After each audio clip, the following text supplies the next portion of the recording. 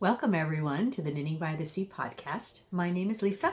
I am Saratoga Knitting on Instagram and Ravelry, and I welcome you to my home. I live in Marlblehead, Massachusetts, which is about 20 minutes north of Boston, and it is a small harbor town, so I live right down by the water. And I live in a very old house, as you can see. This house was built in 1750 as a warehouse, and then someplace around 1850 was converted into a home. So we are very lucky. We feel very, very lucky to live here. I can see that the cat has just entered the room, of course. We do have a cat. You have seen pictures of her on Instagram, but you might hear her. She has a little jingly bell on her collar, and when she walks around, that makes a little bit of noise. And people have always asked me that in the past. They're like, what is that noise? And I don't really hear it anymore. So if you hear a jingle, it's just the cat kind of walking around the area. Today it's the first week of January. I can't believe we're in 2019 already. So we'll do a few things today. We will talk about some finished objects. We will talk about some works in progress. I'm going to have a giveaway today, and I'll talk about some spinning that I've been doing, and then just a little chatter and some pictures at the end. So let's get started.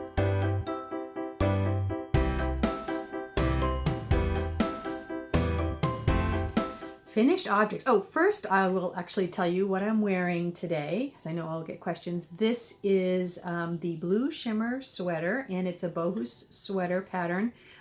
Blue Shimmer, it was knit originally in a blue color, but of course I chose a black color. It's knit all in Knit Picks palette.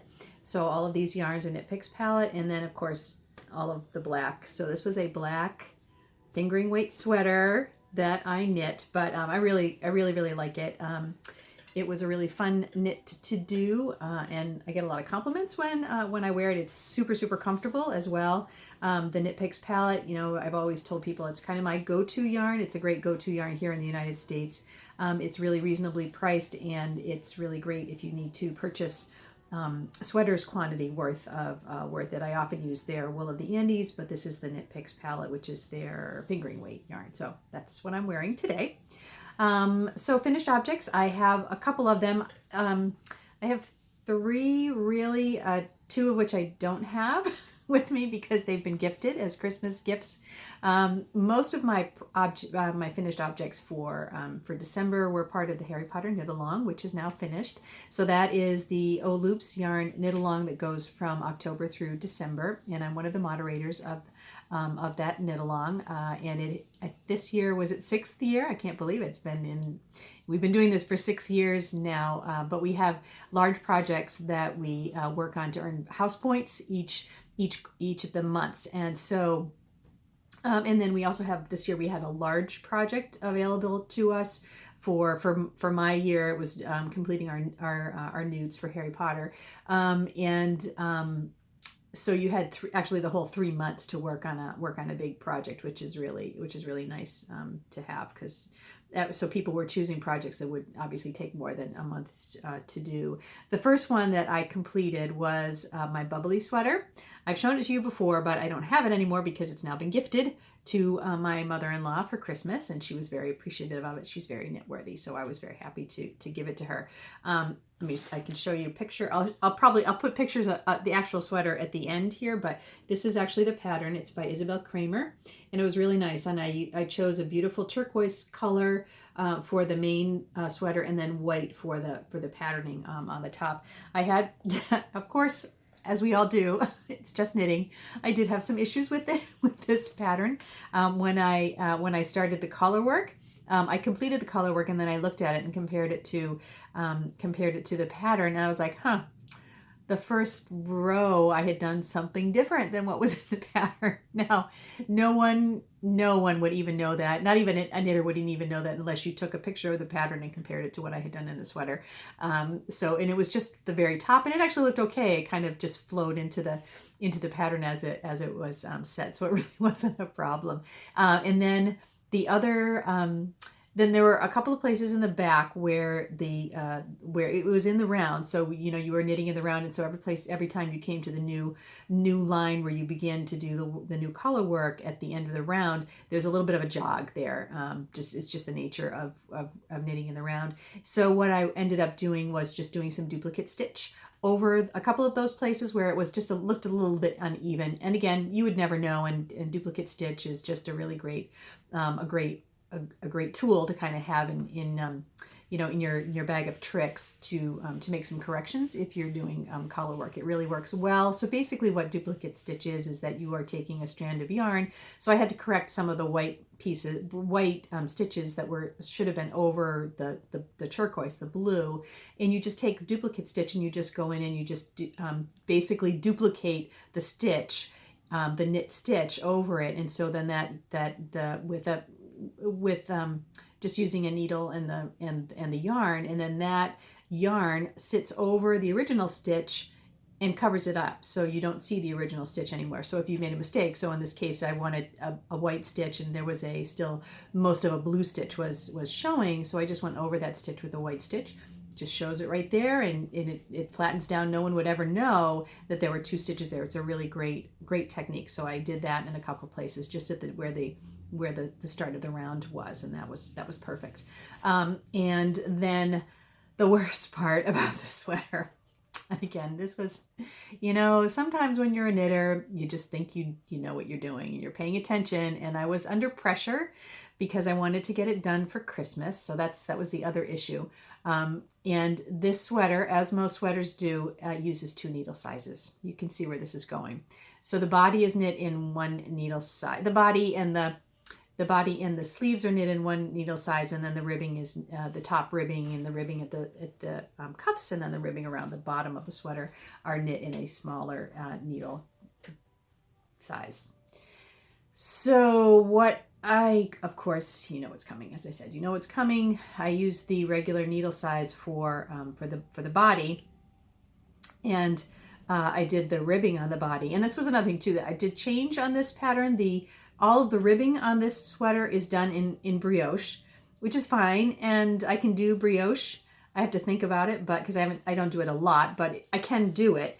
But brioche is one of those things that's fairly unforgiving. If you mess something up, it's hard to rip out and go back again. And I started doing this in brioche, and again, I'm under pressure, doing it at night, and I made a mistake in the brioche. I was like, oh, what am I doing here? I don't need to do the brioche. The recipient is not ever going to know that this doesn't have a brioche ribbing on it. So I just ripped that back, and I used a 1x1 rib, 1x1 twisted rib. Again, why I chose that, I don't know, because it's just harder to do a twisted rib because you're twisting the stitches every time. So the knit stitch, you're knitting into the back of the loop, and so that twists it. It comes out looking lovely because it really makes the ribbing pop, but it does take time to do. So a choice I'm not quite sure why I was making, but I did want it to look very, very nice. So I was using the smaller needle, of course. And so then I went to pick up the sleeve, and the second sleeve when I did the first sleeve, it was fine. I went and did the second sleeve, and I think for some reason I had done one sleeve, and then I wanted to do the ribbing, and so I was doing it all out of order, the whole 9 yards. So whenever I went to pick up and do the second sleeve, I picked it up with the smaller needles, and I probably knit. I would say probably at least 3/4 of that sleeve. And I was like, I'm going to try this on, see how it looks, make sure everything is all good. And I tried it on, and one sleeve was fine, and the second sleeve was a little bit tight. And I was like, what's going on here? What's happening? So, and then it finally dawned on me because I compared the stitches, and I was like, these stitches look a little bit smaller on this sleeve. Yeah, so it was. I used the wrong needle size. My husband was just like, are you kidding me? When I told him what I did, because I'm like, I got to rip the sleeve out. He's like, what? You got to rip the sleeve out. So I ripped the whole sleeve back, and then I had to reknit it again. And now bear with me that this was probably maybe 4 days before Christmas, maybe. So I basically knit 3 sleeves on this sweater, three sleeves. we have these problems on all of our projects. And I have to say, my husband was great because he was just like, why aren't you knitting? If he saw me doing something else, I was reading a book for half an hour. How come you're reading? You should be knitting. You need to finish that. And I had gotten to the point where I was just like, I'm not going to get this blocked and finished for Christmas Day. We were all going to get together for dinner that following Saturday after Christmas. So I'm like, you know what? I'm just going to tell her that I have a present for her, and she'll get it on that Saturday. But I got closer and closer and closer, and I just barreled through it, and I finished it. I wove in all the ends. I did the duplicate stitch corrections that I needed to do, and I washed it, and I started to block it. I actually had we weren't going over until like 4 o'clock on Christmas Day, so that was great. I had all day. So I finished it on Christmas Eve. I washed it. I blocked it overnight, and I blocked it on plastic. I use a plastic yoga mat. So if you rather than a towel, and if you actually block it on plastic, you can even block it on a plastic. Lay out a plastic garbage bag and block on top of that. That means that the water is not going to absorb into, say, a towel underneath it. And if it absorbs into the towel, it's just going to stay wet. Well, there's nothing to absorb into it if you've got it on top of plastic. So all of the water in the sweater is actually going out into the air as it's drying, and it's not falling or soaking into a towel underneath it, and then making it take longer to actually dry. So it was pretty dry. It was pretty dry by Christmas morning. So I was like, oh. So I'm like, all right, I'm going to take my life in my hands and I'm going to throw this in the dryer. But I put it in the dryer on cool. And I put it in for like 20 minutes. And then I took it out. And I was like, oh, it was almost dry. Almost dry. Put it in again for like another 10 minutes on cool. Took it out. Bingo. It was perfect. And because it had been in the dryer, it was wool. It had kind of fluffed up a little bit. It had not felted at all. But it was just, it was so soft and just beautiful. Again, I used Knit Picks Wool of the Andes on that sweater, and it just came out. It really came out beautifully. So I was so happy. I wrapped it, I got it over there, and it was just like, it was off my plate. And this was my big project for Harry Potter, so I was all done with that. She loved it. I think she did. She was just overwhelmed by it. So that was really really great. Sophia took some pictures of her with it, so I should be able to put those in at the end here. But that was my big one. I wish I had it here to show you, but it's gone. It's done and dusted. It's off, but I really enjoyed it. The pattern was really great. I really enjoyed it. Aside from knitting 3 sleeves instead of 2, but that happens sometimes. So it was great. My second project that I finished, I also don't have, because that also was a gift to my sister-in-law for Christmas, and that I did have done. And it is called the Stormy Sky Shawl by Life is Cozy. And it is a free pattern that is on Ravelry, and it's really beautiful. And I used the O-Loops yarn for this. I'm going to show you a picture of it on here. So this is the picture. This is my completed one. It's on the chair with all the coats hanging behind it. But yeah, it's really, really pretty. It's it's knit on large needles, so it's a big wrap, and it has lots of easy lace in it, so it just blocked out beautifully, and it has these really big tassels on the 2 ends. I love those. So it was a perfect thing for my sister-in-law, so I gave that to her for Christmas, so I don't have that one either. The last one that I completed is called The Brave at Heart, and this is actually by Lydia Brown of O-Loops yarn, and this is really pretty. I used the O-Loops yarn on this as well. I have not blocked this yet. I suspect it probably will block out a little larger. It is in fingering weight yarn, but it's just a really sweet little a little bit of a shawl. It's just really sweet. It was a fun knit, was not complicated, but this is the kind of thing that I will just wear this just kind of tucked around my neck, something to have at work. But it was really, really sweet and easy once kind of know what you're going. It looks like there's a lot because the yarn is kind of striping, but there's only, it's just garter stitch and a couple of sections of lace, which are kind of easy lace to read. You know exactly where you are as you're going. But super pretty. I'm very, very happy with this. And I will probably block this out. I'll wear it before I block it out, but I might block it out in the spring when the weather gets warmer again too, to see if it gets any bigger. But super happy with that. So those are my finished objects, and I am so glad that all 3 of them are done, because we're ready to move on to some new stuff for 2019.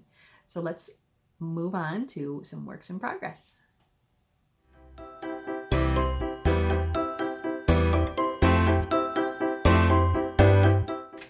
Works in progress. I have a couple right now. The first one I'm going to show to you is called the Pebbles and Pathways socks. And this is by Marceline Smith. So this is Hey Brownberry on Instagram and on Ravelry as well. And she has just come out with this beautiful, beautiful sock pattern. And I have one completed. So here it is. I'll show you this. So it's a lovely sock. It's a toe-up sock pattern.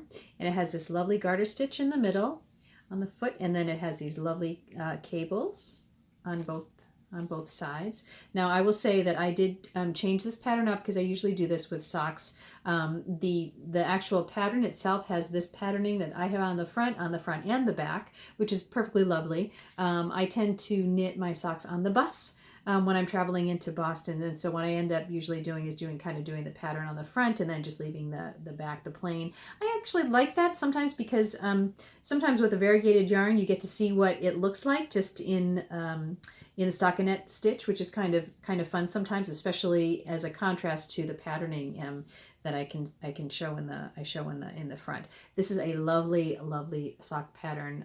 It's really pretty. I wasn't sure if I had quite enough yarn, so I did use I think this is just some leftover knit picks that I used for the toe on each sock. I've already started the second one, so these will be done fairly shortly. As I said, I work in Boston. So I take the bus and the T in every day, so I probably have about a 40-minute commute. 20 minutes of it, the first 20 minutes, 20 to 30 minutes is on the bus, so that's why I can get a lot of knitting done, and socks are usually a great pattern for me to, or a great project to take along on the bus because it's easily portable. Usually I don't have to think about them too much, and yeah, and they're just easy to get done, and I have a ton of socks, but I can always use more, so I usually like to have a pair of socks on the go. So this is my pair right now. I think Mars was having a knit along for these for the month of December. I didn't quite make that, but I'm just really enjoying this yarn. This yarn is actually from Dancing Leaf Dye Works. Let's see if this is, you can see their tag here. And this is a skein of yarn, a lovely skein of yarn that I purchased at Rhinebeck on the Sunday that we were there. My sister-in-law Tracy and I both went over to the Dancing Leaf Dye Works booth. We had heard really good things about it the day before. I think somebody else from one of our group had bought some yarn from them, so we saw what they had purchased on Saturday night, and we both wanted to go back and take a look and see what they had for Sunday, and we did. And we each found a skein of yarn, and I really love my skein of yarn because this is just perfect. It's just making this beautiful, elegant sock for me.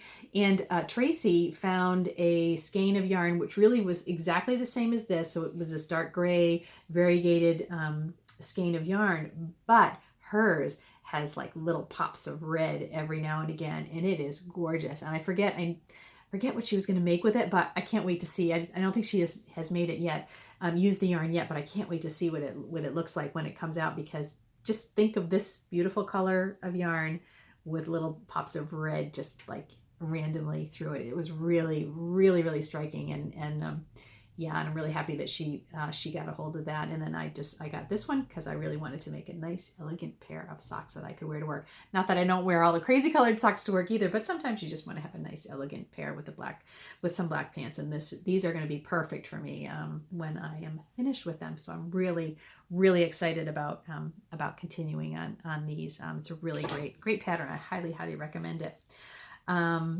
Let's see. The second pattern that I have on the go is a new one, and it is the, let's see if I have it up here. I don't. So let me see if I can find it quickly while I'm talking to you about it. But it is called the Mayhem cardigan, and it is by Asa Tricosa, and I actually saw her first on the Fruity Knitting podcast, and she has an entire new book. I don't have the book. I would be interested in getting it at some point in time, but she has a new book, and she has what's called the ziggurat way of knitting a sweater, and it's really cool. It's really interesting. So this is just the name of it. So the Mayhem DK cardigan. and you can see it's a buttonless cardigan. It just kind of flows over. You can either, you could you could put a button on it if you wanted to close it, but it's just kind of a flowy kind of a cardigan. And it just looked beautiful when I saw her on Fruity Knitting, and so I actually got the pattern from that. It was really, really, really nice. Now this pattern is going to, it doesn't look as, it's not, I've done enough of it now that it's not as difficult as it first looked like it was going to be. Because basically you start by doing the back. So you do a little bit of the back, and then you come over and you knit all of the shoulder cap, and you knit the beginning of the front, and then you go all the way back again and you knit the second shoulder cap, and then you knit a little bit of the front, and then you begin to work back and forth so that you go down the body, and then you come back up and you do the sleeve. So it really is it's a seamless sweater that begins from the top down, but you're doing it all at once. It's just a really interesting construction. And I'm really finding that for me, I know I've said this before, I'm really a process knitter. I love to have the product. But like, for example, for this sweater, the reason I chose to do the sweater is because it was going to be a challenge for me. I really wanted to work on the color work. I thought it would be really interesting to do and would just keep my mind going, which I really like about projects. I like that about socks, because you have to switch everything out when you do the foot and you do the heel, and then you got to turn the heel or do a short row heel, and then do the ankle, and then on up to the cuff. But so I really find, certainly as I get older, I really admit to myself that I really like to work on projects that are somewhat challenging. It's not for everybody. There are certainly some knitters out there that love stockinette, love garter stitch, and that's what they want to do, and that's phenomenal. But for me, I kind of like to keep my brain working when I'm doing this. So I'm really excited about this. And this is a pattern. After I finished the bubbly sweater, I was like, oh, I was waiting to cast this on because I really needed to finish that. But I am using I'm using Barocco Vintage DK. It's a DK weight sweater, and I was kind of struggling over what I really, the pattern is in this really beautiful kind of yellowy, greeny, chartreusey color, and I really liked that color. And I wasn't able to exactly find that, but the color was striking to me, but it wasn't the be all and end all. I knew but I really liked it, so I knew I wanted to kind of stick into that, at least into that color range. So I did choose a green, and it is this lovely, lovely shade of green here. And this is a swatch. A swatch. I actually did a swatch. I know you're supposed to every time. And I admit that I don't always do a swatch. I tend to use the beginning of the sweater as my swatch. I tend to start sweaters a couple of times. Like I'll cast it on, and something won't be quite right, and so then I'll rip it out and cast it on again. So I know that about myself, and so I plan it. I'm like, all right, I know that I'm probably going to start the sweater, but I'm going to need to start it again. But I actually spent the time because I know that this is an interesting construction, or a different construction than I've ever done. So I was going to have to pay attention to that rather than trying to pay attention to whether the tension was right, or whether the gauge was right. So I actually did a swatch, and I'm glad I did, because I did the first swatch and it was a little too small. So I changed needle size and I did the second swatch, and that came out perfectly. And this is just really beautiful yarn. It just has such great drape. It's alpaca mix. It's just lovely. I'm really happy with it. And the pattern in the sweater is actually just kind of a broken rib pattern. So it's really easy once you get going. You can see what the patterning is supposed to be.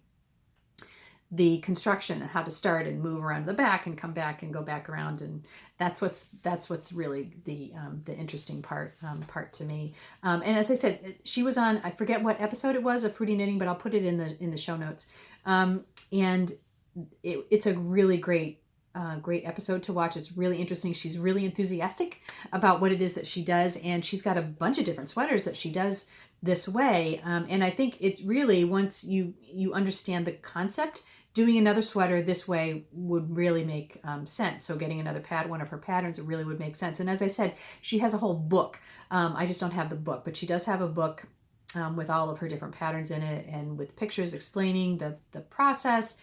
But she outlines it really, really well on the Fruity Knitting podcast.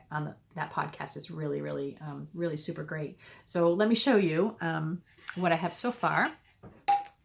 And I have the ball of yarn in my yarn bowl that Sophia gifted me last year.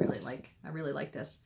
So I did some more on it this morning. I probably shouldn't have done that, because you really aren't going to be able to see what's happening here, because it's kind of scrunched up now on the needle. But this is the right side of the pattern. So this is the, you're just not really going to be able to see this at all. So this is the left front. This is the shoulder cap, and this is the back here. And now I've moved over and I'm working on the shoulder cap on the other side.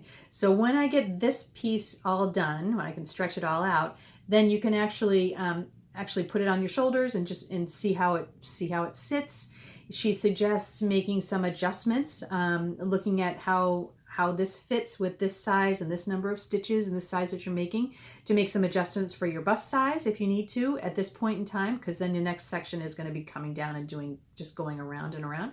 So you can make adjustments all the time. And what she says about this, it's so great, because just try it on. You can try it on all the way through the process and make adjustments. But as you can see, it's really beautiful. It's going to have this really beautiful drape. And I'm really excited about doing this. Now, I think I've done it right. Now, I may come back to you next month and go, oh boy, was that wrong? But I think I've done it correctly. Everything seems to work. And this is really one of those patterns where you just have to trust it. You have to trust what it's telling you to do and go ahead and just do what it says. And once you do that, if you do that, you're going to do exactly what it says it's supposed to do. So I'm really happy with that. I really like to like to learn a new learn a new skill with this. So I'm really super happy about that. So that's going to be my big project. I bet it will actually go a lot quicker than I think it will go. So I'm really going to be happy about that. And I need to start planning for my next sweater, because I will have another sweater on the go. My third project, I do not have cast on yet because it's not available yet. And it is going to be a sock from the Mary Queen of Socks Pattern Club by Mary Lucas, Pearl Kitty Designs. I'm really looking forward to this one quite a bit. So this is a picture of it here on Ravelry, and it is the sock club is available on Ravelry, and it's going to be really nice. It's all year. It goes all year. So there actually are going to be 6 mystery sock patterns. So you'll get a download. It starts at the end of January. You'll get a download and you'll get new clues to do those. So I'm really looking forward to that. She's also going to set up a private face group for people to kind of come on and talk about knitting this sock together. And she's going to be doing some virtual knit nights during the progress of each sock, which is really kind of fun. So it's just it's going to be this whole nice community of knitting socks. I don't know what the patterns are going to look like, but I'm really excited. I love the concept, Mary Queen of Socks. So I just think it sounds really great. And, I love to do socks, so I always have them on the go. So I'm really excited about that. Now, Mary was very lovely, and she actually gifted me a sock club for myself, and then she also gifted one for the podcast. Now, I have to say, I have knit Mary's socks before, so she's not new to me as a designer. I've actually knit a couple of her pairs of socks twice. I really, really like them. She does like cables. So I suspect that there will be lots of cables in these socks for this particular sock club. But again, if you haven't done cables, working cables on a sock is a great way to start. You don't have a lot invested because you're just doing a sock. And I'd say it's a great time to take a look at learning how to do cables without a cable needle. Again, another great trick to have in your bag if you can do it. And it's not difficult to do once you understand what's happening. So I always recommend to people that just go ahead and, and do that. Certainly for a sock cable, it's really easy because most sock cables are not going to be more than 4 or 6 stitches, and they're going to be small enough on fingering weight yarn that you can do that. Oops, here comes the jingle. Cat just came back in again. If you're on a big project and you have a cable that's like, an 8 or 10 crossover cable, you probably don't want to do that without a cable needle. But on a small project like a sock, I would say go for it. I would really say go for it. There's tons of YouTube videos out there explaining how to do it. It was a life changer. We took, my sister-in-law, Tracy, and I took a class years and years ago, and the teacher showed us how to do this, and it was just like, whoa, light bulb went off in my head. I was like, whoa, I am never using a cable needle again. And I haven't, except like if I was doing it on a big project. That Beaumont sweater that I did with all the cables for Sophia, for Rhinebeck, cables all the way up, all the way across, all the way down. Nary a cable needle was seen on that project. I just did that without a cable needle. So it really can be done. And it's a great time saver if you want to try it. Anyway, so we are going to have a giveaway here for a membership in the Mary Queen of Socks Sock Club by Mary Lucas. And what I think I will do is I'm going to open a thread in the Ravelry group, in the Knitting by the Sea podcast Ravelry group. And I'll put up a thread once this episode goes live. And I'll only keep it up for 2 weeks because the knit along for this starts on January 21st. So I'll put it up and then I will run it probably through January the 20th, and I will just make an announcement probably on Instagram stories. And on Instagram, I will put up use the random number generator and tell folks who the winner is for that. And I'll let Mary know so she can gift you the pattern. And of course, I'll put it on Ravelry as well. But this is a great opportunity to get a year-long sock club, and it's going to have 6 patterns in it. It's going to be really great. I'm really looking forward to it. So what I'll just ask you to do is tell me why you like to knit socks, really, and actually tell me if you knit cables with or without a cable needle, or if you are willing to learn to do it without a cable needle. But anyway, that will go up, and as I said, it will be open until January 20th. I will close it on the 20th, and I will notify the winner by direct message. And I'll put it on Instagram stories and on my Instagram feed as well. So good luck. So go on over and fill that out, and good luck. And you can join me and everyone else in this knit along. So that's really looking forward to this one. I should say that I'm actually going to use a new skein of yarn that I received from a dear friend of mine. She's just a swap partner of mine, and she sent me this phenomenal skein of On the Round signature sock yarn.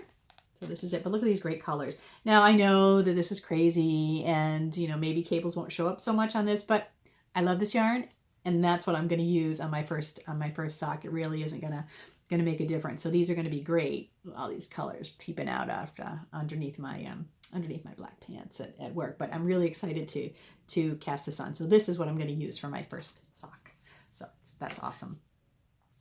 Now, what is also my little notes here. Wrong place. We are. Here it is. I was going to say, I knew I was missing something here, but and the reason I'm only telling you about 3 projects right now is because I'm going to, a lot of people have done the Make 9 this year, Make 8 last year. That for me just is like a little bit too much pressure. I am good with knowing I have, some just a finite number of things that I'm working on, because I don't know what I'm going to want to work on, in next October, but I know what I want to work on right now. Andy Wonderwool, who is on Instagram, she lives in Australia, and I followed her for quite a while. She used to have a podcast, but she hasn't done it in a while, but She kind of went away from social media for a while, but she decided to come on back, and she is looking at, she didn't want to do the make 9 either, but she thought she could do kind of make 3. So she has come up with a hashtag called hashtag 321create. And basically what that is to kind of think about 3 projects that you would like to do for a quarter of the year.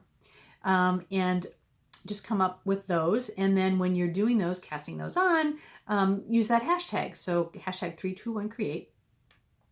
And then we can all take a look and see what everybody else is doing, and encourage each other along those ways. And the idea of it is kind of to do one large project and 2 smaller projects. So that's really what's excited about this. So I have the Mayhem cardigan is my number 1.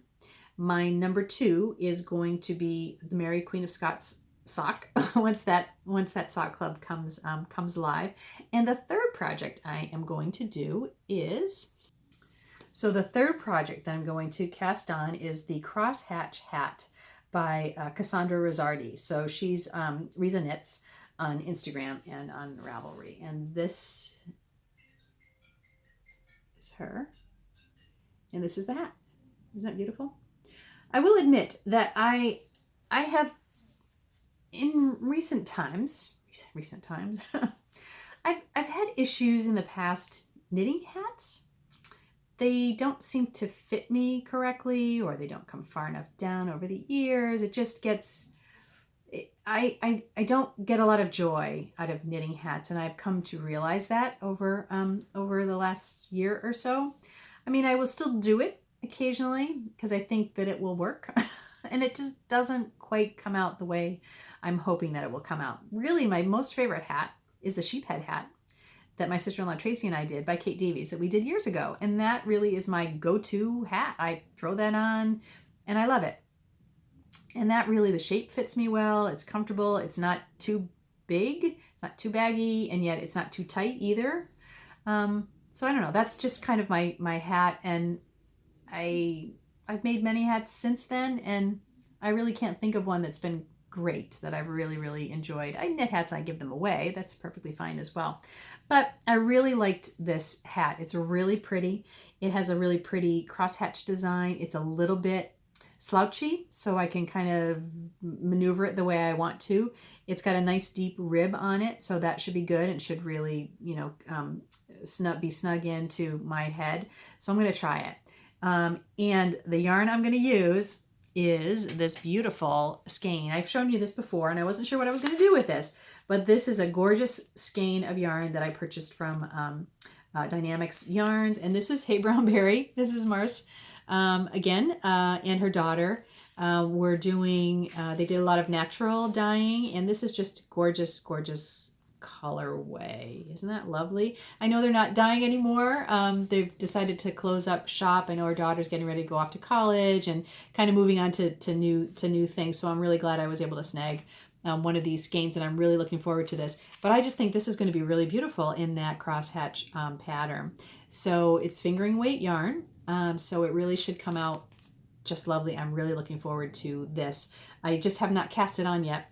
No particular reason. Because I just cast on the Mayhem cardigan. I kind of want to get that to the point where I'm comfortable with it, and I also want to finish the other sock first of my pair of the Pebbles and Pathways sock as well, because this will be my next fuss knitting until the Mary Queen of Socks pattern comes out at the end of the month. So next time I'll have this on. Maybe I'll have it all done. I'm really looking forward to it. I think it's just going to be a lovely color.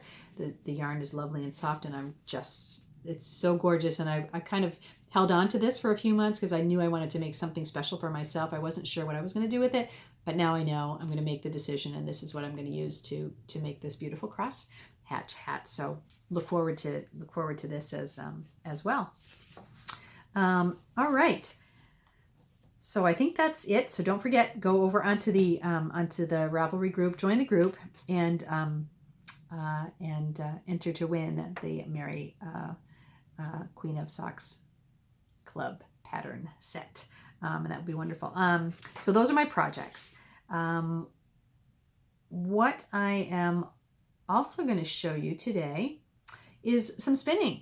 So I think I mentioned before, I really have been looking forward to, not looking, look, that doesn't sound right. Not looking forward to the end of the Harry Potter knit along, but I've been looking forward to not having that to do, so that I can kind of step back and make some decisions about what I wanted to work on for the beginning of the winter, the beginning of the year. And one of the things I would like to do for this year is really concentrate back on my spinning. I think I mentioned the last time, I don't have a big yarn stash, but I do have a lot of fiber. I don't have a big fiber stash at all, but I have several. I have several braids. I have some bats. I have enough to keep me going, and I just haven't focused on it this past year. And I really like spinning, and I just kind of got caught up in doing the knitting. And so what I think I'd really like to try to do this year is to focus on doing some spinning. So what I'm planning is that, when I come home at night, I will have dinner and then we'll sit down to relax or do whatever. And usually I'll pick up knitting. So what I'm going to do this year, and I already started to do it this week really, is to, when I'm done, when I'm ready to begin my crafting for the evening, I'm going to sit down and do just 15 minutes of spinning and just kind of do that, and do that every night. And then switch over to, knitting on my sweater or knitting on something else. And that way I'll feel good about kind of working through what I have, what fiber I have. I'm going to be making myself some lovely yarn. I'm going to have lovely colors to think about what I want to knit with it. And I like the calm that spinning brings. I like looking at the colors as they're working through my hands. I like working with different types of fiber, and yeah, I really, really enjoy it. And I'm always interested to see how the yarn is going to come out at the end. I usually make a decision. Sometimes I will just go right through and spin through the whole braid. Say I have 4 ounces, I'll just go and spin through it, the whole thing, if I really like it. And I might apply it with some commercial yarn, a base like a black or maybe a white or some other color to pull out from the spinning. And sometimes I do that. Sometimes I go through and I will split it all in two and mix it up, so you have this really gorgeous skein of yarn that's got all kinds of crazy colors in it. Sometimes I will try to do the Navajo plying or 3-ply, and I'm looking forward to getting back to it. I really have. I realize I missed it. I just haven't done it. And the spinning wheel is right in our living room. So it's sitting right next to the fireplace. It's right there. It takes 2 minutes to pull it out and do it. So I've started. And so let me show you what I've done. I'm going to grab it here. So the first one I'm working on, I actually started this a while ago. I just haven't finished it. This is, do I have it behind me? No, that's okay. I have it here. So this is, what I'm doing is a combo spin. So this is it here. You can see the bird's nest, so to speak, that I put together. So basically what this is, and I have some gorgeous, this green color. You see the green color there? This here, it's 2s. So this green color is lovely, a lovely fiber from Carol at Foster Sheep Farm. So this is really beautiful. And then this orange is from Split Rock Ranch. And my friend Tanya gifted this to me, I think it was last year during the Get Your Christmas, Your Fibery Wishes Granted. And she had this, and it's just this bright orange and yellows and golds, and oh my gosh, it's just this gorgeous, gorgeous coloring. Now it's one of those things where I didn't want to spin it by itself because I wasn't quite sure what I would do with this really bright neon-y color when I finished it. So that's why I thought, I'm going to mix it with the green. I think that's going to be a really nice complement. And so basically what you do is split up all of the fiber and then split it in strips, and then do one strip of the one color, one strip of the other, and put them together, and just prep them together. So this is what I'm doing. So then I'm just spinning up. So I'm spinning up all of these colors all at the same time. And I'm almost finished. This will be the finish of the first half of the fiber. So this is what it's coming out. This is what it looks like. It's not quite as bright as it's showing up here on the screen, but it's just beautiful. It's beautiful. It's so beautiful. And so I'm finishing this, and then I'm going to do the second half of this fiber. I have to prep it, and I'm going to do it again. So I'm going to have two bobbins of this, and then this I'm actually going to apply together. And I'm going to see what I get. I think I'm going to apply it together. Let's see.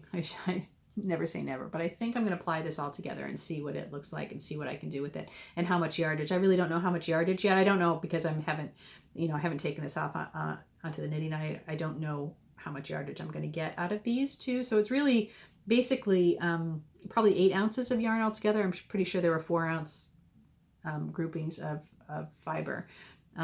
So yeah, I'm super happy with this.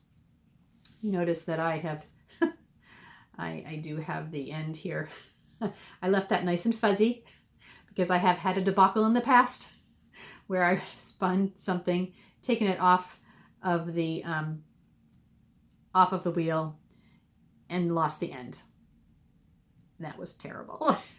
Thankfully, my Instagram friends gave me lots of encouragement, advice on how to actually find the end again. But boy, I never want to do that again. So I always leave this big mushy thing here, and because I really need to, I'm going to attach it again because I'm going to put this back on the wheel and probably finish this off later on today. So I'm really excited about this, and this has just kind of got my spinning mojo going again. I'm super happy about this. So next time, maybe I'll have both bumps or both bobbins done, and I'll be pretty darn excited about that. I do have, like I said, I have a lot of yarn. I have lots of purples and greens in my treasure trove of fiber, and I actually just received. Oops, sorry, I just scared the cat. I actually just received at the end of December through the Harry Potter knit along this gorgeous bat of Gwen Erin natural fibers. It's mohair, silk, cashmere, flax, and fire star. So it's gonna have some bling to it. But look at this. Isn't this lovely? Oh my gosh, this is gorgeous. But this will go on the back burner for right now. I'm not going to do this yet. I have some older things that I want to get to, but this is really super lovely. I'm really I'm really excited about having received this as part of Harry Potter Swap. It was really great. We did an advent calendar swap kind of things this year, so that was really fun. So we, my swap partner and I actually just did a 12-day swap. So I had to put together 12 mini skeins. So I think we did 20 grams skeins. So I just, wrapped up 20 grams of all of my leftover yarns and sent them off to her, and she did the same for me. So that's really great. So those are going to go into my Bits and Bobs blanket. I'm not showing you that this time. I'll show it to you next time because I'll have some more progress on that with all these great colors that came through. But so that is in my future. But what I am going to do next, and I have had these probably for a year as well. I participated in the fiber share swap. Was it last? I think it was a year ago. I think it was 2017 in March. I haven't done it since then. I've done it once. I would do it again. No, maybe I've done it twice.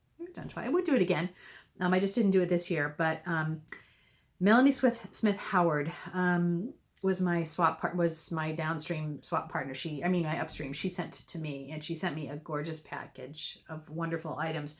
But she also sent me 3 bats that she made herself, and they're unbelievable. I'm just going to take one out. They're totally unbelievable. So will you look at this? It's unbelievably gorgeous. It is unbelievably gorgeous. It has all of this. It's got little bits of silk in it as well. So this is going to make something phenomenal. This will definitely be a shawl. a wrap or for my neck. This is just going to be gorgeous. And as I said, I have 3 lovely bats of this. I cannot believe that I have this in my stash. So I'm really looking forward to this. So this is actually going to be next on my spinning wheel when I finish the combo spin that I'm doing. So I'm really, really looking forward to this. Really looking forward to this. I have one more thing I want to show you, but I'm going to go grab it. So I'll be right back. Okay, I went upstairs and got what I was going to find, and it is an amazing package that I received from Sweden, and it is from Carolyn Henkelius. I'm not sure. I'll put it on the bottom here and in the show notes. She is she and her partner. They live in Sweden, and they live on a small farm area, and they have just purchased a spinning mill, and they have begun to spin their own yarn. They're just beginning. They're trying to work on working on the machinery and just getting it to work the way they want it to do. And so she's beginning to produce yarns, but she also has spinning fiber, and she got a bunch of fiber, and she put out an offer to her Patreon subscribers if we wanted to get some of this to go ahead. And she really basically gave it to us at cost. It was amazing. It was one of those, once it was gone, it was gone. And I just happened to be on there, and I jumped on it. I could not believe it. It is an amazing amount of fiber. Look at this. Isn't this amazing? Now, it's like an amazing thing. I haven't even really taken out of the bag. Now, when I opened up the bag, this really is not processed. It's clean. It is absolutely clean, but it's not heavily processed. So when I opened up the bag, just this amazing, amazing farm smell came out of it. I think I've left it in the bag, and I've actually kind of put it away in a closet because I think this would be too much to have hanging around for my husband. I think he would be like, what the heck is that? But it's amazing. It smells as if you stuck your nose right in a sheep. So it has all of this amazing smells to it. It's like smells from Sweden. I think this is amazing. The other thing that this has, it isn't scoured very much. So I can feel it, just even like feeling this in my hands. There is a ton of lanolin still in this fiber. So that means you'd be spinning this kind of in the grease. It's not full of it has some lanolin taken out, but it's amazing. Now, I have never spun fiber in the grease before. Anything I've always purchased has been fully, really fully prepped for you. So you don't really get that lanolin feeling anymore. Because of the smell, I think it's fine. It's amazing. It just smells like a farm. This is not something, because I live in a tiny house, this is not something I'm going to be able to spin on the inside in the winter. So I have this, and I'm going to save this for the summertime. And what I'm going to do is take my wheel outside in the little back porch here, and I'm going to spin this up there. Carolyn also makes note of the fact that because there's so much lanolin in it, it will really benefit from being spun in front of a hot fire, or in the hot sun, because that'll help kind of melt some of that lanolin, and it just ease everything along. Once it's spun up and you wash it, that lanolin will come out of it. So it won't be in the finished yarn, but it's just going to be a really different spinning experience. But I'm so looking forward to that. I'm so happy I was able to kind of kind of really grab into this right at the beginning. And there's just so many different layers of color. There's yellows and pinks and browns and golds, and it's really amazing. It's just amazing. So I am super looking forward to this. I'll have to put that back in the bag. Before my husband comes home again, he's going to be like, what the heck is that? But I'm really, really looking forward to that. But along those lines, what I really also wanted to mention with that is I had said that I'm a Patreon of Carolyn's. And I just thought I would talk about that just a little bit. Some people may not be familiar with Patreon, or you see it out there. Podcasters or makers will say, come and if you can join Patreon and be be a patron on Patreon, and you'll help them doing what they're doing, the creative things that they're doing. So Patreon, is a really great website, and it is basically any type of creative maker can set up a Patreon page. So there are singers, there are songwriters, there are woodworkers, there are furniture makers, there are dyers, there are yarn makers, there are spinners, there are just like any kind of creative making that you can think of. There would be someone on Patreon who's doing something. And basically, it's a way for artists or makers to receive a little bit of a guaranteed income every month. That way, that kind of either helps them with producing what they're doing, it helps them with living expenses, it helps them purchase the things that they need to make the things that they make. It's really an interesting concept. And most makers on Patreon will have some type of a sliding scale. So, you may be able to become a patron of someone for $5 a month, for $1 a month, $2 a month, $10 a month. So they'll have different, and usually they will have some type of maybe they will have gifts, or you get different things each month, or eligibility for things at different, at the different patron levels. I am a patron of 3 podcast makers right now. I have done more in the past. I've done fewer. Sometimes I'll be a patron for a year and just kind of, and then switch it out and do another patron for someone else. But I'm usually, I've been a patron of at least a few for the past several years, and it really is it's just really nice. So my first one that I'm a patron of is the Bakery Bears. The Bakery Bears, they feel like personal friends. We've known them for so long. They've had Sophia on their podcast a couple of times, and they are just the nicest people, Kay and Dan. And they put together a great podcast content. And so being a Patreon member, or a patron of theirs, of the Bakery Bears podcast, just allows them to spend the time doing what they do and putting together the podcast that they do the travel that they do the equipment that they do. And I personally enjoy watching the Bakery Bears. So for me, it's worth it to donate a small amount every month to them, because I really appreciate what they do. They don't have advertisers, so it's really great. They do just so many lovely things, and they just offer so many things to their viewers. And then there's extra things that you can get as a patron of the Bakery Bear. So Kay will often put out patterns that will be free to the patrons, but will be paid to other folks.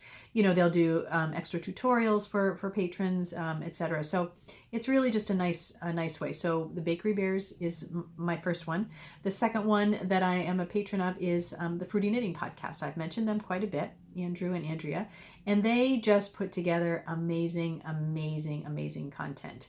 They interview, they interview all different people involved in the fiber craft, from Shetland lace makers to shepherds, and everything in between, dyers, yarn makers, knitters. They do amazing work. Their videography is phenomenal. Their podcasts have great content, and I look forward to watching them every time they come out. So again, I am happy to give them a little bit every month to help them create the content that they do, that I really enjoy. And again, they don't have advertisers, but they have patrons instead. So that is wonderful. Carolyn is my most recent one. I decided to do hers. I just really love the concept of what she is doing, and I love being a part of that. And getting some, being able to get some fiber from Sweden. That's just you know exactly where it's coming from, and it's just I enjoy doing that. Carolyn has a podcast, but it's only for patrons. So that's what she does for her patrons, is she does have a podcast, and she puts up several videos. So you can see where they live, you can see what she's making, you can see hear about the troubles that they have with the mill, how they're doing it, what their plans are, etc. So it's really interesting and very lovely. And again, I'm very happy to contribute a little bit to them every month to help them get on their feet and get going, because they have some really amazing plans for making some really phenomenal fiber and yarn from Swedish sheep. So I'm really looking forward to that. So that just is a kind of just a really brief overview of what Patreon is. I just want to kind of put that out there because I know I've mentioned it before, and there are some people that may not understand what that is. So it's certainly something to look at if you have a little bit of disposable income every month, and you would be interested in doing that. As I said, most of the makers on there, you can donate just a tiny bit, or you can donate as much as you want. And they'll have different, as I said, different tiers and different promotions for each tier. But it's a really interesting way to fund makers who don't have big time advertisers, which is really nice as well. So that is so that's that. So I think we'll move on to some chatter now.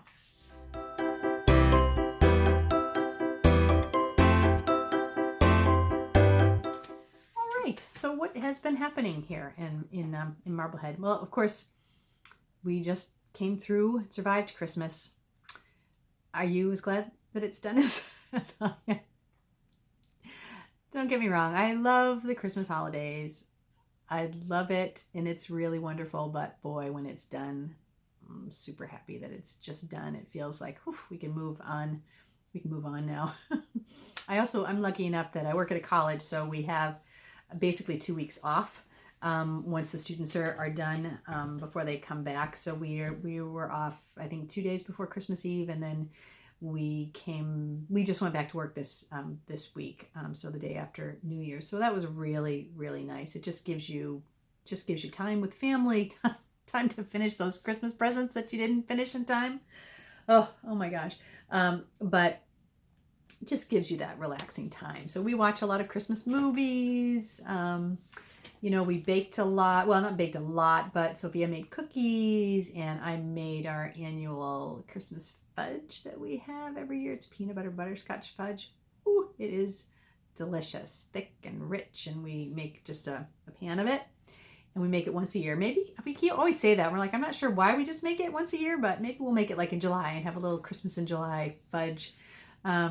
But it's really delicious. It's something my dad has made ever since I can remember. So now I make it here. And Sophia and her dad make their Christmas candy that his grandmother used to make. It's also peanut butter based, but it's peanut butter with confectioner's sugar and I don't know. They roll out the confectioner's sugar like dough, and then they put peanut butter in it and roll it up and put it in the refrigerator and slice it. It's not. I will admit it's not my favorite. It's a little too sweet, I think, for me. I don't know. It's not my favorite. I'm all about the fudge, but it's probably just what you've grown up with, too. Sophia and Mark love it. So, and he's the only one in the family that makes it now. So he usually brings some over to his parents, and so it's really, that's a fun thing that they do every year. I really enjoyed watching all the Vlogmas videos this year. Whew, I do not know how people can do that. I do not know how they have or where they find the time to record every single day and then edit and put it up. It's crazy. I mean, I love it, but it's crazy. I watched. I have so many that I watched. And I would try to get up in the morning and kind of run through them when I had my coffee, which was really nice because most are short. People just don't have time, so they're short enough. But some of the ones that I really loved were Nordic Stitches. Lily does a great one every year. She's in Norway, so it's really fun. Melinda, the Yarnder Woman, actually did one this year, and that's real fun too because she's in Australia, so she's like in her t-shirts and in the hot weather for all the Christmas. But that was really fun. Adelaide Cottage, that was a fun one this year as well. Her husband and sons got hold of her camera a couple of times and pretended they were doing a knitting podcast, which was really, really cute. It was really cute. Nadine Transfield, she did one this year. It was really fun as well. And yep, she was really fun. She got sick in the middle of it. So she, sometimes that she was sick, and she was doing a lot of crafting things with her daughters and with some of the stuff at school. So that was really kind of, that was fun to watch as well. Zoe from Pins and Needles, she's from Wales. So she's great too. She was opening an advent calendar of yarn every day. She and her husband own a gym, so she filmed some at the gym this Vlogmas. Her kids were in it this year, so she would just get up in the morning and make a cup of coffee and just sit down and do it. Nothing fancy about it at all, and I really appreciated that. She was really fun to look forward to. A new one that I was watching this year, I watched her podcast, but I hadn't watched her Vlogmas. Maybe she didn't do one last year, I don't remember. But Double Cat Espresso. Marlise, she lives in Austria, and so she was doing one, so that was really great, because I think does she live in Vienna? But anyway, it's a big city. I think it's Vienna. But yep, she was doing, and I discovered she's a rower. I did not know that before. I probably just missed it. But she goes to a rowing club. She and her husband are rowers, and they row on teams. So I think they row on a quad. So they row four in a boat. But they use the erg machine, which we have upstairs. So that was really kind of a fun little connection that we had. Kate, Hawthorne Cottage Crafts, she did one every day, and that was really just very, very low key and just really lovely. You just felt like you were, in her kitchen or in her living room, and you were just like watching Christmas shows with her and knitting and enjoying this season. Ina Knits, she's in Norway. Yeah, she's in Norway as well. She just did a couple of ones during Vlogmas, but she's very calming and relaxing. She's lovely, and they spent Christmas at their. They have a little cabin in the snow, and it was beautiful. It was really, really beautiful. And of course, the Bakery Bears. The Bakery Bears do their advent calendar every Vlogmas every day. So they call it their advent calendar, but they do one every day. So that's always just fun, because it just feels like they're friends. And they were getting ready this year to go and spend Christmas with Nana Wendy, and so they were putting together a basket to give to her and her partner, and they were just looking how to do all the things that they normally do at Christmas, but do them away and kind of get ready for a country Christmas. So that was really very, very, very fun. Very fun to watch as well. We here had some Christmas meals all together. We had Christmas dinner at my in-laws. And then on that Saturday, we had a roast beef dinner here at our house. That was delicious. You can look. I had pictures of it up on my Instagram stories. I think I put them in the highlights. But wow, we got this huge roast, 5-rib standing roast, and it was unbelievably delicious. So we had everyone over here for a lovely post-Christmas meal, and that was most delightful. And New Year's Eve for us isn't really very, very exciting. Yeah, it's not really very exciting. So this year we went back over to my in-laws. Now they only live a few blocks away, so it's not like we're traveling anywhere. But we went over to my in-laws, and we just had cold cuts and champagne, and we had some fun there. We did binge some shows this time that I was off. Yes, we did. We watched The Last Kingdom. And The Last Kingdom is a Viking show, Vikings in England, and it just follows this one guy. It's great. It's third season maybe, and we watched the first one and the second one. They're based on books, and Mark's read the books, and so this was the third season finally came out, and we're like, whoop, all right, let's sit down, and we binged watched through that. And we also watched a British show called The Bodyguard. These are on Netflix, so you can find them easily on Netflix, but really good show, really good. I didn't really quite know where that was going to go, and like some things happened in the middle of it that you were like, whoa, I did not expect that. Really, really good show. We really enjoyed that as well. Right now, we are watching, again, a British and police show called DCI Banks. And the star of it is Stephen Tompkinson. I think that's his name. And I always like him because back in the day, he was in the first and second season, probably, of Kiss Angel. Has anybody out there watched Kiss Angel? That was on back in when was that? Probably Sophia? Yeah, so probably early 90s. Sophia was born in 93, so someplace 90, between 90 and 95, that was out there, British show. You can find it. I don't know, you can probably find it on Amazon. I don't think it's on Netflix, but you can probably find it on Amazon.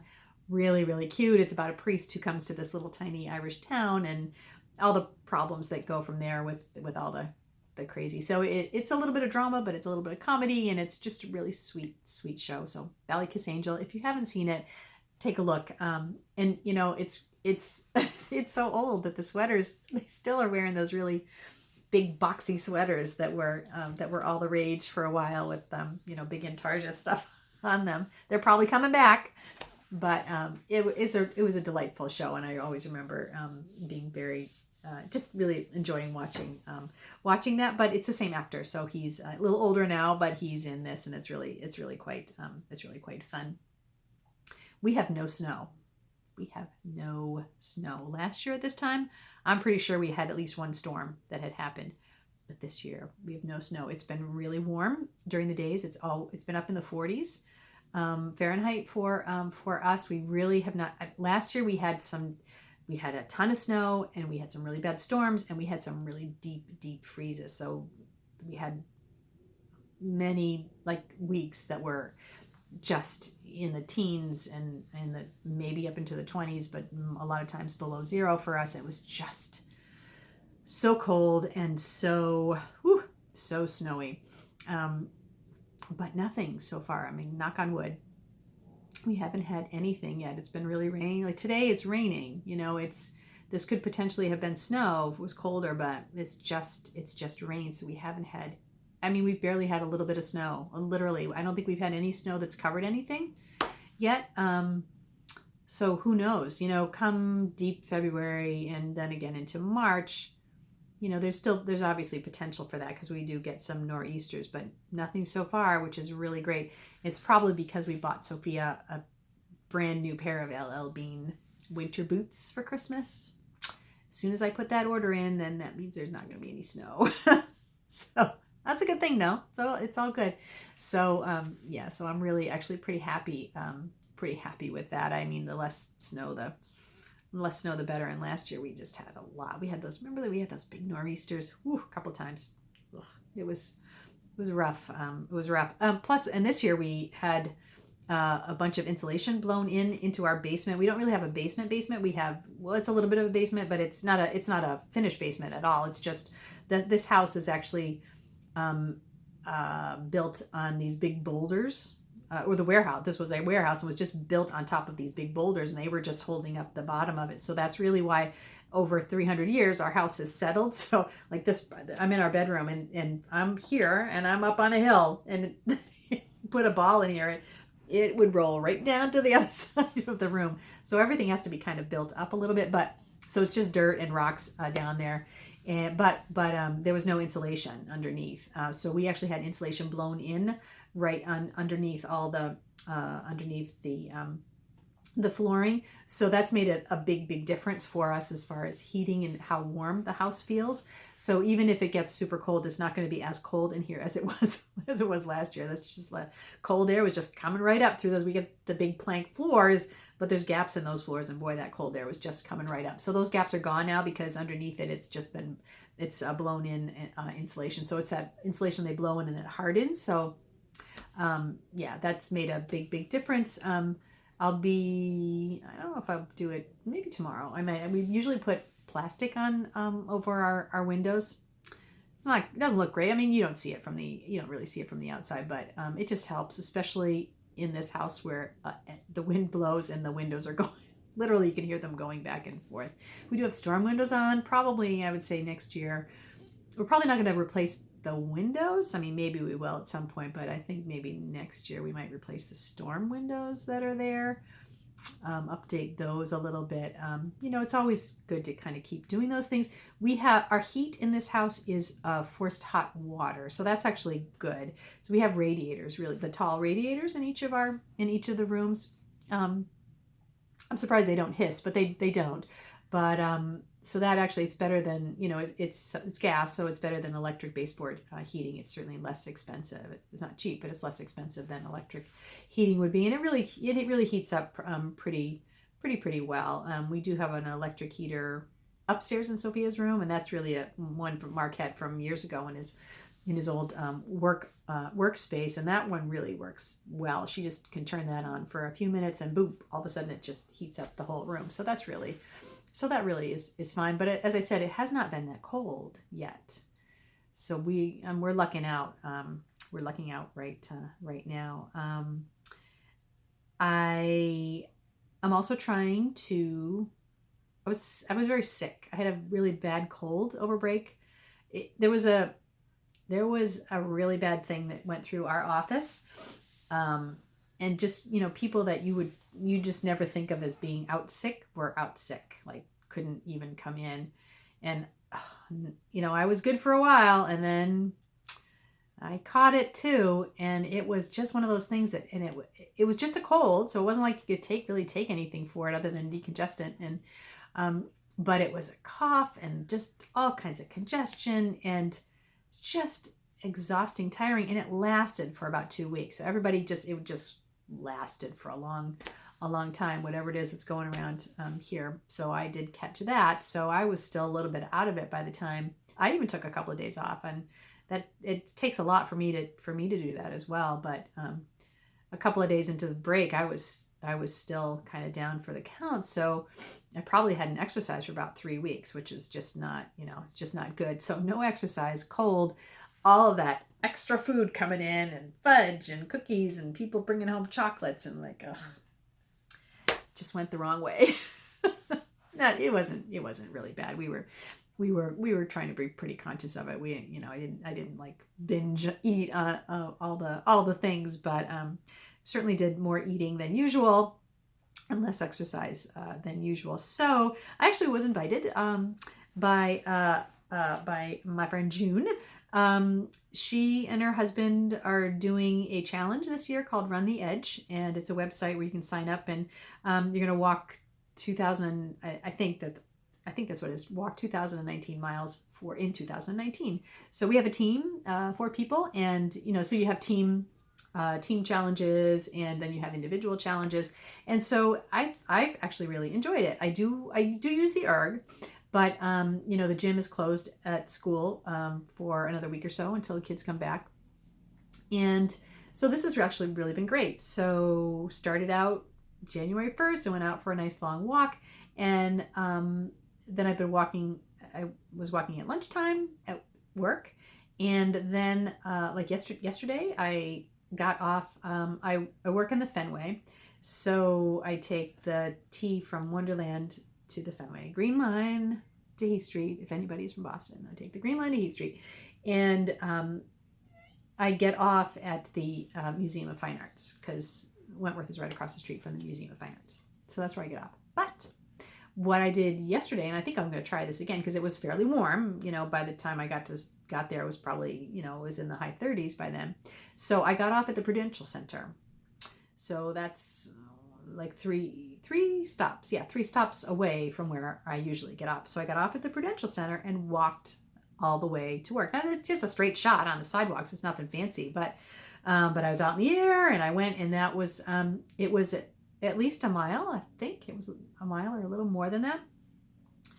Got to work, and then I couldn't go out at lunchtime. I had something going on yesterday. But anyway, when I went home last night, again, it was fairly warm. So what I did is I from Wentworth, I walked back up to the Prudential Center. So I got another mile in that way, and that was really great. So I think I'm going to do that any day that I can, that weather permitting, because that was really, like, it was painless, and it was great to just be out in the air at the end of the day and do the exercise. So I didn't feel like a slug by the time when I got home. So I really enjoyed that. So I'm going to try to keep that up. You can, if you do other things, if you're running or walking, um, you can, uh, yeah, add that exercise on into this challenge. So I'm really looking forward to it. I'm really glad that she invited me to do this. It's just kind of, I like doing these little kind of things. I don't really have to think about it too much. It's something I'm doing anyway, but it's a really great way to kind of keep track of what I'm doing. So I'm really kind of I'm really kind of looking forward to that. Work is very busy. I had mentioned before I was actually asked by my director. I was really very flattered by this, but she has promoted me to, so I'm one of the associate directors now in our office, which is really phenomenal. But that kind of changes my day-to-day work. I don't have, I only have one. We split our students up alphabetically for financial aid purposes. So we have a caseload to do. So I had a caseload probably of 8 or 9 alphabetical letters, but with my new position, I'm going down to 1. So I only have 1 alphabetical letter. So that it cuts down quite a bit on the students that I'm dealing with. But I still have my hand in all the processes that we need for that. And I'm in the process over the year of kind of taking over managing the 2 computer systems that we use in our office. So the person who was my boss was doing that, but she's been promoted to a different job, so she's taking care of things for the entire enrollment management group now. So she's kind of training me over the year to take over some of that. So my role at work is going to be very, very different, but I'm really enjoying it. I really like doing this kind of thing. Again, it's like doing a knitting pattern. You really got to think about it, and you're thinking about how things are happening and why something's happening, because these other 2 things are happening that shouldn't be. You need to fix them, and then to get it to do the right thing. So work is, and students come back to school next week. So the beginning of the semester is always a little crazy, and then we get into our loop where we are going to be doing financial aid packages for all the students who are being admitted between now and March, and we have to have all of their financial aid complete by March, and then they will have until May to make that decision as to whether they're going to actually attend Wentworth or not. And it's a very, very busy period of time because we're switching over. So we're switching over now from the 18-19 academic year for financial aid purposes, because we're doing it ahead of time, to the 19-20 academic year. And if you're in the United States and probably anywhere in the world, as you know, our government right now is in a shutdown. So the shutdown has not affected the Department of Education because they have separate funding lines. So they're not one of the agencies that shut down. But the IRS, so the Internal Revenue Service, is shut down. The Justice Department is shut down. And financial aid, in order to receive financial aid in this country, you have to do some matches. So if you're a male above the age of 18 or above, you have to register for the draft for selective service. You can't do that right now because you might be able to do it. Selective service is shut down. You might be able to do it online, but when you complete the FAFSA, which is the free application for federal student aid in this country, so that's what everybody does in order to get their federal financial aid and their loans. They have to complete that. But the Department of Education, with the FAFSAs, does electronic matches. So they get the FAFSA information and they do an electronic match out to selective service to say, yep, the student has registered for selective service. And then it comes back in and the information says, yes, he's registered for selective service. If a student, it also goes out for every student, and it goes out and it checks with the Department of, is it Homeland Security now?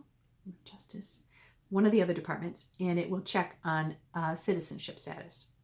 Probably Social Security, because it's going out and checking that their Social Security number that they put on their FAFSA matches with what the Social Security Administration has. So that's another electronic match that goes out, and it comes back and says, yep, this person is who he or she says they are, and their citizenship status is correct. parents and students have the option when they complete the FAFSA to do what's called a DRT, data retrieval transfer service, so that they ask the system will ask them a question. Would you like to go right out to the IRS and download your information directly from them? Because we're looking at tax returns from 2 years prior, so that information should already be at the IRS.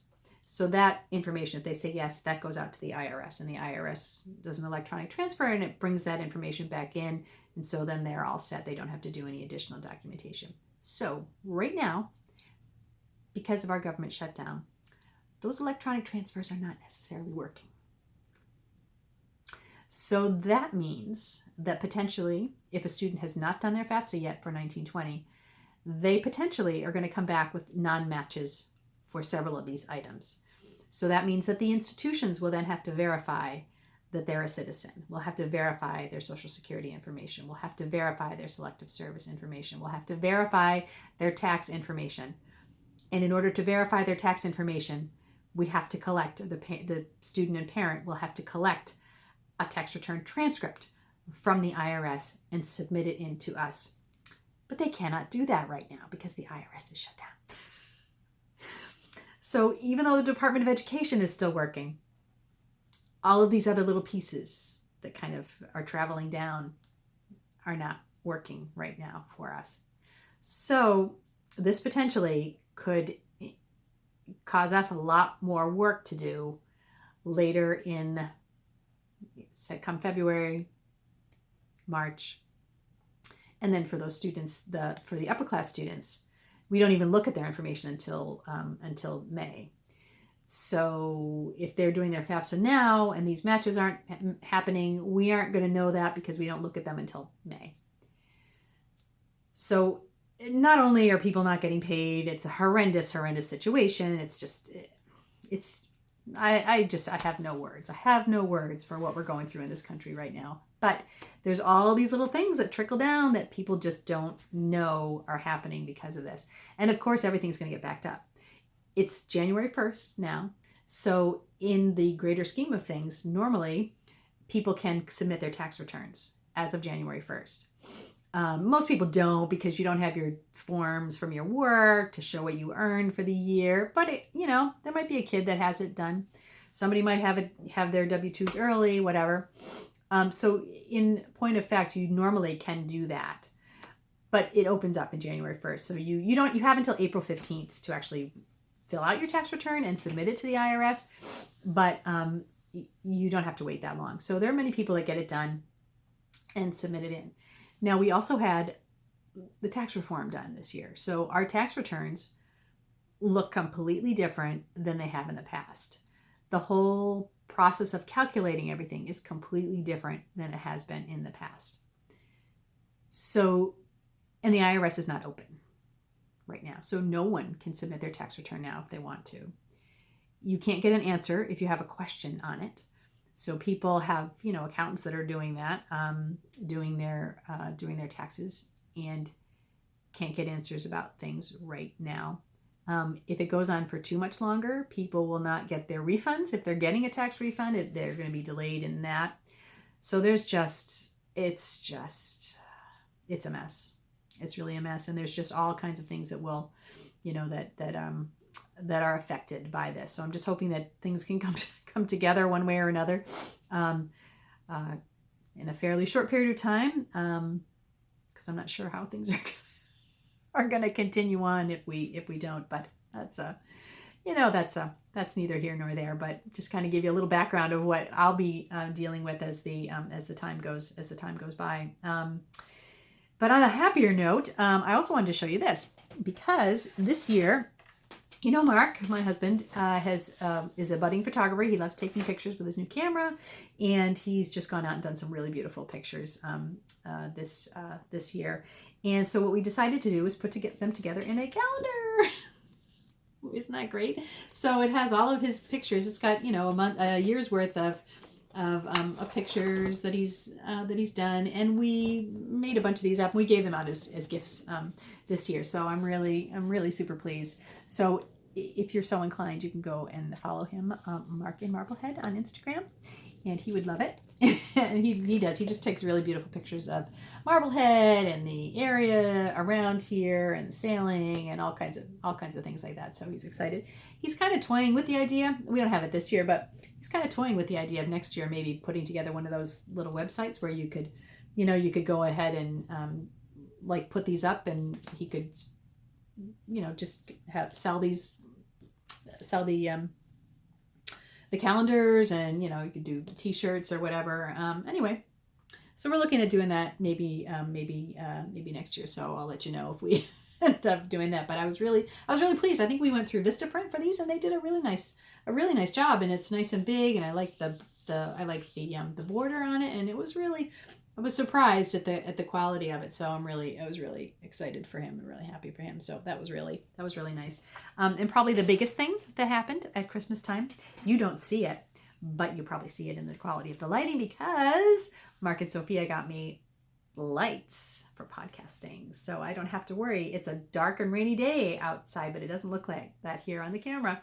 So I actually have lights around me, which is really amazing. But I think that's going to make a great difference too. And I think next time we're going to experiment with a little bit. But he has that brand new camera that also can record video. So we'll just kind of experiment with that. I'm not sure if I'm ready to like move into the camera, because I'll have that problem where I won't know where I'm doing things. You see people, because they like, you don't see anything because you've got the camera facing you, but maybe we can set up the iPad next to it. I'm not quite sure how that's all going to work out, but this made quite a difference for me. I'm really excited. I've wanted them for a while, and so that was my big Christmas gift this year. So I'm super excited about that.